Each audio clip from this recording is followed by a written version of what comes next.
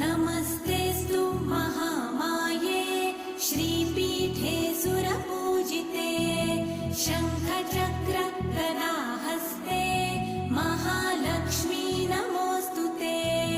नमस्ते गरुडारूढे कोलासुरभयङ्करी